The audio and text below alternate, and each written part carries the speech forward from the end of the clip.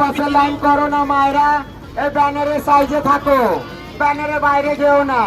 29শে জুলাই বুধবার বিকেল কলকাতার এক্সাইড মোড় থেকে ভবানীপুর থানা পর্যন্ত association of transgender hijra in Bengal এর আয়োজনে এক প্রতিবাদী প্রাইড ওয়াক অনুষ্ঠিত হয়।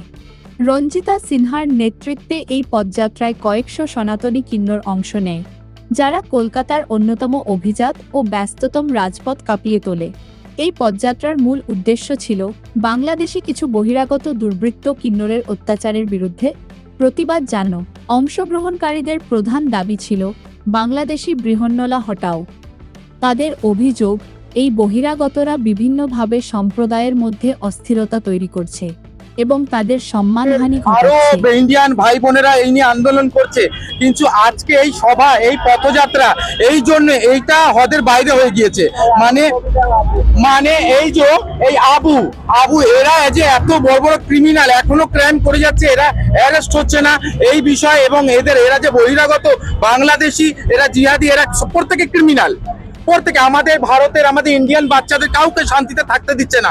এলাকা দখল, যত কেস আছে, যত ক্রাইম আছে এরা করে যাচ্ছে। তো আমরা এই আন্দোলনের মাধ্যমে আজকে এটাই জানাতে চাইছি যে প্রশাসন, আমাদের সরকার সবাই তাড়াতাড়ি এটা বিচারটা করুক।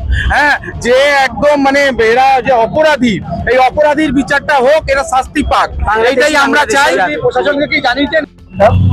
আর ওনারা আশ্বাস দিলেন যে লাইফের যাদের উপরে 4 জনের উপরে আছে, এই 4 জনের উপরে ওনারা যতটা পারবেন আমাদের সাথে থাকার চেষ্টা করবেন। রাত 24 আওয়ার্স যে কোনো সময় ফোনে আমরা জানালে পুলিশ তৎপর হবে, হেল্প করবেন এবং তৎপর হবেন যাতে কোনো রকমের অত্যাচার বা আমাদের উপরে অবিচার না হয়।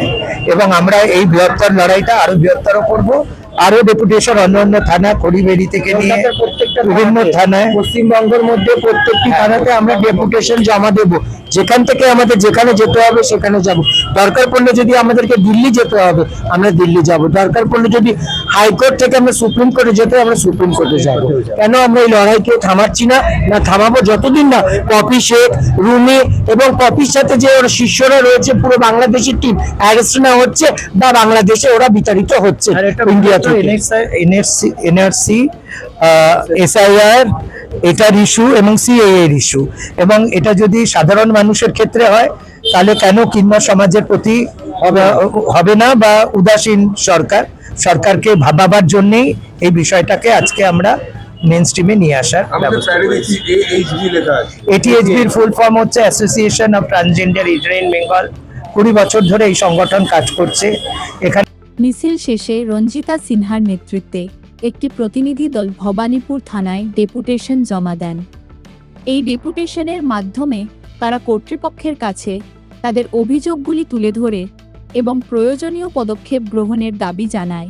এই কর্মসূচিতে রূপালী মল্লিক সহ বিভিন্ন হিজড়া সম্প্রদায়ের গুরুমায়েরাও উপস্থিত ছিলেন। ডক্টর রঞ্জিতা সিনহা, যিনি ভবানীপুরে জন্ম ও কর্মজীবন অতিবাহিত করেছেন, তিনি আগাগোড়া এই পদযাত্রার নেতৃত্ব দেন এবং বৃষ্টি উপেক্ষা করেও কিন্নরদের স্বতঃস্ফূর্ত উপস্থিতি ছিল চোখে পড়ার মতো। এই বিশাল জনসমাগম প্রমাণ করে তাদের দাবির গুরুত্ব এবং সম্প্রদায়ের সংহতি। আবুর ব্যাপারে প্রত্যেকটা রোহিঙ্গা ক্রিমিনালদের ব্যাপারে জানানো আছে, প্রশাসন থেকে নিয়ে শুরু করে হাইকোর্ট পর্যন্ত। কিন্তু এরা টাকার মুখ খুলে দিচ্ছে, কিন্তু টাকার মুখ খুলেও কিছু হবে না। এই এখন যেখানে দাঁড়িয়ে আছে এটা সেই দিন নয়, ওই দিন অন্য ছিল, এখন এই দিন অন্য। বাংলাদেশি হটাও।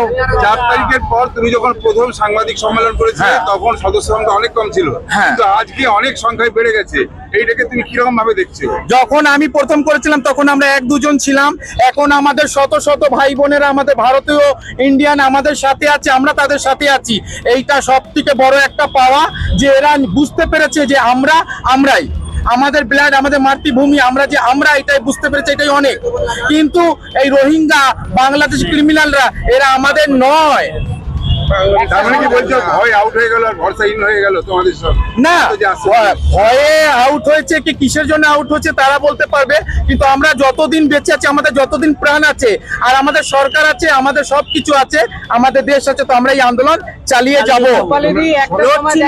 হাইকোর্টে আপনি আমাদের ক্যামেরা ধরা পড়েছিল, হাইকোর্টে আপনি একা লড়াই করছিলেন, সেই সময় এতটাও সাপোর্ট পাননি, আজকে এত সংখ্যক আপনাকে সাপোর্ট করছে, কি বলবেন? আজকে আমাদের প্রতি নির্যাতিত হচ্ছে, আমরা সবাই রূপালীদির সাথে আছি, সাথে থাকবো। আমরা সবাই ওনার পাশে সাপোর্ট হয়ে গেছি, থাকবো। তো তখন দেখেছিলেন কেউ ছিল না, এখন দেখতেই পাচ্ছেন সবাই আছে, তাই তো? বাংলাদেশি হয়তো, বাংলাদেশি হয়তো, বন্দে মাতরম। কি করে হিজড়েদের ইনকাম খেতে পারে? একজন হিন্দি আমি বলছি আপনি বলুন গতকাল তো প্রেস আজকে আমরা যেটার জন্য জমায়েত হয়েছি, পুরো পশ্চিমবঙ্গে সব থেকে বেশি বাংলাদেশি কিন্নর এনআরসি আর এসআইয়ের নামে সরকার যেটা দাবি করেছেন, সরকারকে আমরা অগ্নিমিত্রা পাল ম্যাডামকে এবং আমাদের মহিলা শিশু সুরক্ষা দপ্তরের রেবতী রাভা ম্যাডামকেও আমরা জানিয়েছি যে এনাদের অত্যাচার দিনের পর দিন বাড়ছে। যেই জায়গায় আমি দাঁড়িয়ে কথা বলছি, এখানে রুমি আহমদ নিজের মতন করে কাগজ চালিয়ে যাচ্ছে, দুর্নীতি চালিয়ে যাচ্ছে। তাছাড়া পপি শেখ, আরো অনেকে আছে এখানে, আমার এক একজন করে আমার যারা এখানে নায়করা আছে তারা বলবে এদের অত্যাচার এতটা হচ্ছে যে তারা এখানকার হিজড়ে পেশাতে করতে দিচ্ছে না। এতে কি হচ্ছে, রাস্তায় দাঁড়িয়ে বেশিরভাগ বাংলাদেশি হিজড়েদের অত্যাচারে এবং আমাদের দেশের যারা হিজড়েরা তারা রাস্তায় দাঁড়িয়ে ভিক্ষা চাইছে, তাদের এরিয়া পাচ্ছে না, তারা জায়গা পাচ্ছে না, তারা খেতে পাচ্ছে না দুবেলা, তাদের কোনো জীবিকা নেই, তাদের কোনো শিক্ষা নেই, তাদের কোনো স্বাস্থ্যের ব্যবস্থা নেই।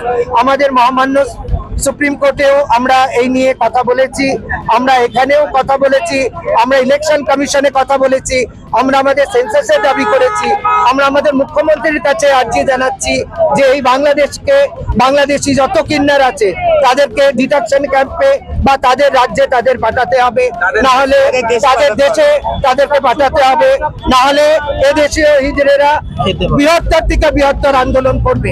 এই আন্দোলন শুরু হয়েছে, যে আন্দোলন জারি থাকবে। আপনারা শুনে যাচ্ছে যে এই যে আপনাদের যে এই যে দাবিটা যে এই যে আছে, এদের নাকি সংসারও রয়েছে, যেমন এরা অনেকে পুরুষ, অনেকের বউ বাচ্চা আছে, কোটি কোটি টাকা এখানে রোজগার করে। আগের সরকার টিএমসি সরকারকে তারা টাকা দিত। এই রুমি আহমদ, ভবানীপুরে মমতা ব্যানার্জি, কার্তিক ব্যানার্জি, ভুবন ব্যানার্জিকে টাকা দিত, বড় বড় প্রোগ্রামে তারা সাপোর্ট করত এবং তাদের বড় বড় মল তাদের বাংলাদেশে চলে। তারা এখানকার থেকে রোজগার করে এবং এখানকার রাজস্বটা না দিয়ে, ইনকাম ট্যাক্স না দিয়ে তারা সব বাংলাদেশে পাঠায়। বাংলাদেশে এখানে এসছে, এরা বেশিরভাগ বাংলাদেশের ঘর পরিবার রয়েছে, কেউ বাংলাদেশে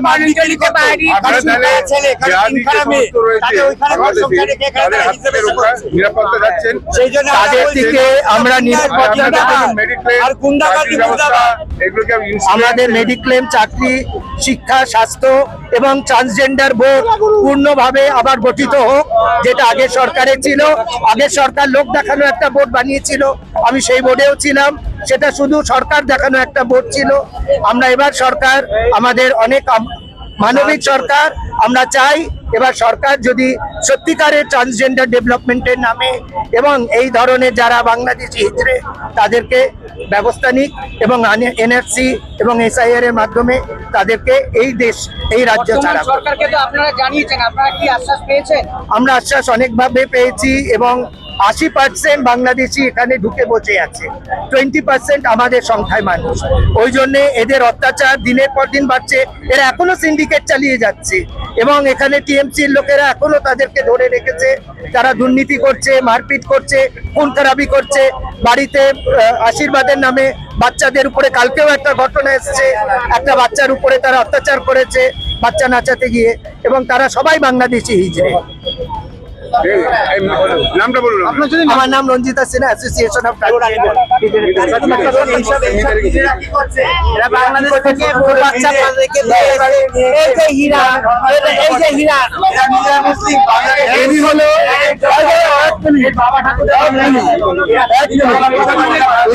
হীরা সর্দার বারাইপুরে মিনি বাংলাদেশ বানিয়ে রেখেছে। এনাকে কিছু বললে পরে ইনি ধমকি দেয়। এই হলো নন্দিনী, ওনারই শিষ্য হয়েছে বাংলাদেশ থেকে।